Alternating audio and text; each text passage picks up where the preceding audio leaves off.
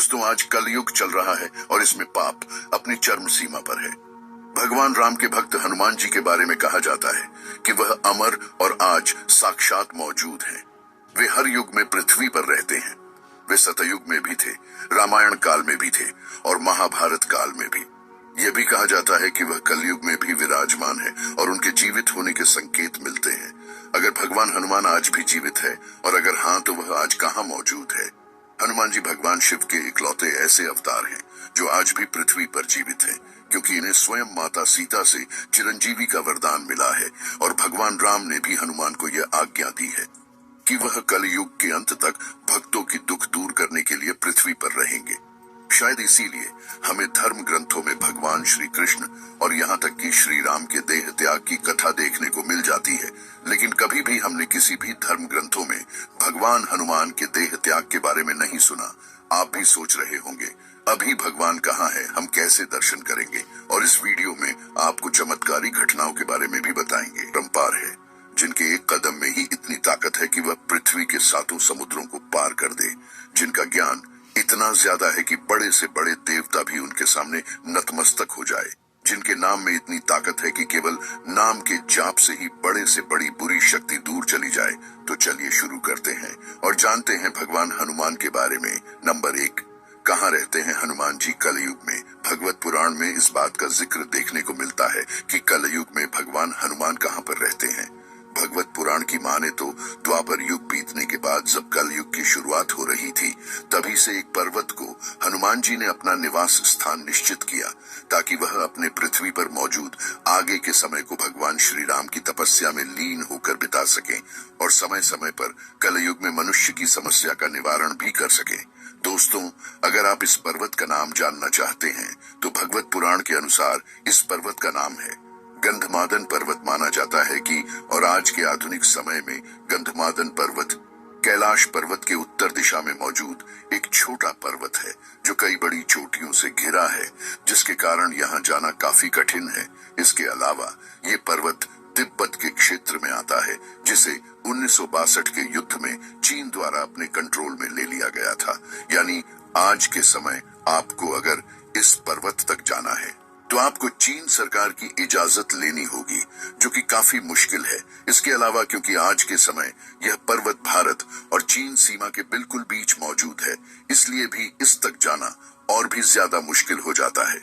वैसे इस पर्वत के बारे में एक कथा यह भी है कि यहाँ पर एक बहुत बड़ा पुराने समय का श्री राम का मंदिर मौजूद है, जिसमें प्रभु हनुमान की भी दिव्य मूर्ति है। नंबर 2, भगवान हनुमान का जन्म। वैसे आज भी यह निश्चित नहीं हो पाया है कि भगवान हनुमान कब और कहां जन्मे थे, लेकिन हमें अलग अलग धर्म ग्रंथों में कुछ अलग अलग समय और स्थान देखने को मिलते हैं।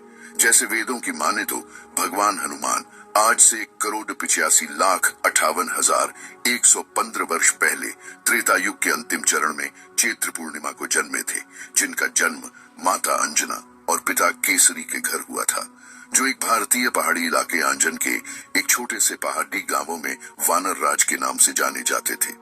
कहा जाता है कि जब माता अंजनी का विवाह वानर राज हुआ तो लंबे समय तक उन्हें किसी संतान का सुख नहीं मिला, जिसके बाद कड़ी तपस्या करने के बाद स्वयं पवन देव ने अंजनी को पुत्र प्राप्ति का वरदान दिया, जिसके बाद हनुमान जी का जन्म हुआ। इसीलिए कई बार आपने सुना होगा कि भगवान हनुमान को पवन पुत्र भी कहा जाता है, जिन्हें कई देवताओं द्वारा बल, बुद्धि, युक्ति, ज्ञान जैसे अवतार मिले और भगवान हनुमान को ज्ञान खुद सूर्य देव ने दिया। कहा जाता है कि भगवान हनुमान ने मात्र 7 दिनों में ही सूर्य देव से संपूर्ण ब्रह्म ज्ञान प्राप्त कर लिया था।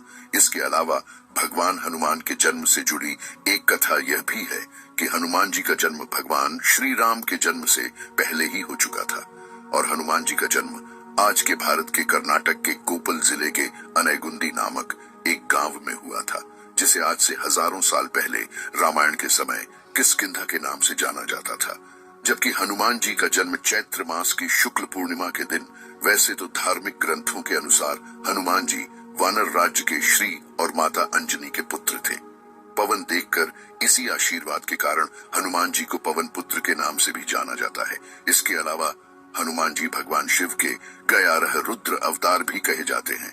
नंबर 3, वैसे मुझे यकीन है कि आपके मन में सवाल आ रहा होगा कि कैलाश पर्वत को छोड़कर भगवान हनुमान ने गंधमादन पर्वत को ही क्यों चुना, तो हनुमान जी द्वारा कैलाश पर्वत को न चुनने का सबसे पहला कारण तो यही है कि वहां पर खुद भगवान शिव का निवास स्थान है, और कि किसी भी हमें हमारे धर्म ग्रंथों में कई बार देखने को मिल जाते हैं, क्योंकि हनुमान जी से पहले परशुराम, कृपाचार्य और अरशी कश्यप जैसे कई महान लोगों ने भी यहाँ पर तपस्या की है, और इस पर्वत को आराधना करने के लिए कैलाश पर्वत के बाद इस पृथ्वी लोक की सबसे अच्छी जगहों में से एक माना जाता है।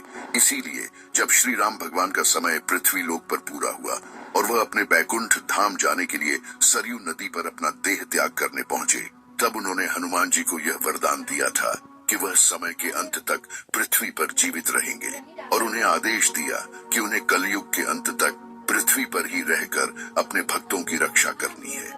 इसीलिए भगवान हनुमान ने श्री राम प्रभु की आज्ञा को मानते हुए पृथ्वी लोक पर अपने बचे हुए समय को बिताने के लिए और कलयुग का इंतजार करते हुए भगवान राम की आराधना के लिए गंधमादन पर्वत को चुना।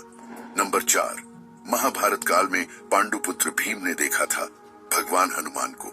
दोस्तों, क्या आप जानते हैं कि महाभारत की एक कथा के अनुसार भीम भी भगवान हनुमान से मिल चुके हैं? तो यह बात है त्रेता युग की। इस दौरान पृथ्वी पर महाभारत काल का समय था। पांडव भाई द्रौपदी के साथ मिलकर वनों और पहाड़ों में अपना अज्ञातवास बिता रहे थे कि तभी पांडव गंधमादन पर्वत से होकर गुजरे, जहां पर पांडव कुछ समय के लिए रुके भी। इस दौरान एक दिन भीम को तालाब के किनारे एक सुंदर कमल का फूल दिखा, जिसे उन्होंने अपनी पत्नी द्रौपदी के लिए लाने की सोची। लेकिन जब भीम तालाब की ओर जा रहे थे, तभी उन्हें रास्ते में एक बहुत बड़ा वानर दिखाई दिया। भीम उनके तेज को देखते ही समझ गए कि यह स्वयं हनुमान है। हनुमान जी तालाब के बिल्कुल सामने लेटे थे और उनकी बड़ी सी पूंछ ने तालाब को लगभग चारों ओर से घेरा हुआ था। भीम हनुमान जी की पूंछ को लांग कर नहीं जाना चाहते थे, इसीलिए उन्होंने हनुमान जी से आग्रह किया कि वह अपनी पूंछ को हटा ले। लेकिन उस दौरान भगवान हनुमान अपनी आराधना में लीन थे, इसलिए उन्होंने भीम की बात को नहीं सुना। तब भीम ने दोबारा हनुमान से कहा कि मैं यहाँ से फूल लिए नहीं जाऊंगा, या फिर आप मुझे मृत्यु दंड दे दे। हनुमान जी ने जब यह बात सुनी, तब उन्होंने भी हमसे कहा कि इसकी कोई जरूरत नहीं है, तुम मेरी पूंछ को हटाकर आगे बढ़ सकते हो। भीम को वैसे भी अपनी शक्तियों पर हमेशा से ही काफी भरोसा था, इसीलिए हमने सोचा कि उनके लिए भगवान हनुमान की पूंछ को हटाना कोई बड़ी बात नहीं है। लेकिन जब भीम ने हनुमान जी की पूंछ को हटाने, यहाँ तक कि हिलाने की कोशिश की, तो वह लाख कोशिशों के बाद भी नाकामयाब रहे। इस घटना ने भीम का अपनी ताकत पर घमंड पूरी तरह तोड़ दिया और भीम हनुमान जी के चरणों में पड़ गए, क्योंकि भीम समझ गए थे कि वह जिनसे अभी बात कर रहे हैं वह कोई साधारण देवता नहीं है। जिसके बाद भीम ने हनुमान जी से उनको अपने असली रूप में आने की विनती की। तब हनुमान जी ने अपने असली रूप में आकर भीम को आशीर्वाद दिया।